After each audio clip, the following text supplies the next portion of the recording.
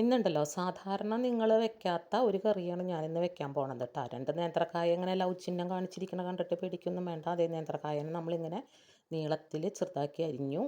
നേന്ത്രക്കായ മാത്രമല്ല, അതിൻ്റെ കൂടെ നമ്മൾ എടുക്കുന്നത് കൊഴുവിയാണ്, നെത്തോലി, ഒരു ചെറിയ മീനല്ല. കൊഴുവ ഇഷ്ടമുള്ള ഒരാൾ ഞങ്ങളുടെ വീട്ടിലുണ്ട്. അപ്പോൾ അതുകൊണ്ട് ഇടയ്ക്കിടയ്ക്ക് ഇങ്ങനെ കൊഴുവ വാങ്ങും. അപ്പോൾ അതിൻ്റെ കൂടെ നമ്മൾ ഒരു സവോള അരിഞ്ഞത്, ഒരു തക്കാളി അരിഞ്ഞത്, ഇഞ്ചി വെളുത്തുള്ളി പേസ്റ്റ്, 2 പച്ചമുളക് അരിഞ്ഞത്, കുറച്ച് കറിവേപ്പില, ഒരു സ്പൂൺ മുളക് പൊടി, ഒരു സ്പൂൺ മല്ലിപ്പൊടി, ഒരു അര സ്പൂൺ മഞ്ഞൾപ്പൊടി, ഇത്രയും സാധനങ്ങൾ ഇടുക. അതിൻ്റെ കൂടെ കുറച്ച് ഒരു സ്പൂൺ ഉപ്പ് ഇടുക. അതിൻ്റെ കൂടെ കുറച്ചൊരു പിടി വെളിച്ചെണ്ണ ഒഴിക്കുക. എന്നിട്ട് നല്ലതുപോലെ തിരുമ്മി കൊടുക്കുക.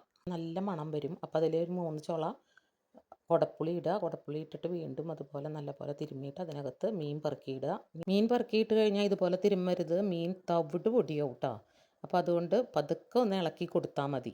അതിൻ്റെ പുറകെ തന്നെ കായ അരിഞ്ഞതിടുക, അതും ഒന്ന് ഇളക്കി കൊടുക്കുക. അതിന് ശേഷം നമ്മൾ ഒരു മുറി തേങ്ങ പൊടിയായിട്ട് ചിരകിയത് അതും കൂടി അതിൻ്റെ മീതെ കൂടെ ഇടുക. എന്നിട്ടും അതുപോലെ പതുക്കെ ഒന്ന് ഇളക്കി കൊടുക്കുക.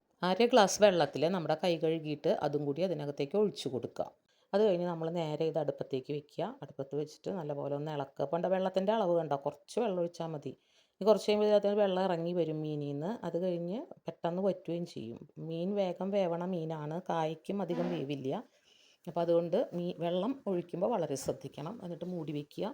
കുറച്ച് കഴിയുമ്പോൾ വീണ്ടും ഒന്ന് ഇളക്കി നോക്കുക. അപ്പോൾ കുറച്ചും കൂടിയും വെള്ളം ആയിട്ടുണ്ടാവും. അത് കഴിഞ്ഞ് ഒന്നും കൂടി മൂടി വയ്ക്കുക. ഇളക്കുമ്പോൾ വളരെ ശ്രദ്ധിക്കണം. നമ്മൾ മീൻ പീര വറ്റിച്ചതാണ് ഉണ്ടാക്കുന്നത്. വല്ലാണ്ട് ഇളക്കി കഴിഞ്ഞാൽ അത് ആകെ പൊടിഞ്ഞ് ചമ്മന്തി പോലെയാവും കേട്ടോ. അതിലെ കായ കഷ്ണം വെന്തോന്ന് നോക്കണം. കായയുടെ തൊലിക്കാണ് വേവ് കൂടുതൽ. അപ്പോൾ ആ തൊലി വെന്തോന്ന് നോക്കിയാൽ മതി. അതുപോലെ ഒരു തുള്ളി ചാറെടുത്തിട്ട് അതിൽ ഉപ്പുണ്ടോ പുളിയുണ്ടോ അതൊക്കെ കൃത്യമായിട്ട് നോക്കുക. അതൊക്കെ നോക്കിക്കഴിഞ്ഞാൽ ഇപ്പോൾ പാകത്തിന് വെള്ളമായിട്ടുണ്ട്. നമ്മൾ മൂടി വയ്ക്കുക. ഈ സമയത്ത് സ്റ്റവ് ഓഫ് ചെയ്തോളൂ കേട്ടോ. പിന്നെ ഇനി ഒരു 15 മിനിറ്റ് കഴിയുമ്പോൾ നമ്മൾ ഇളക്കി നോക്കുക. അതിനകത്ത് വെള്ളം ഒട്ടും ഉണ്ടാവില്ല, പറ്റിയിരിക്കണത് കാണാം.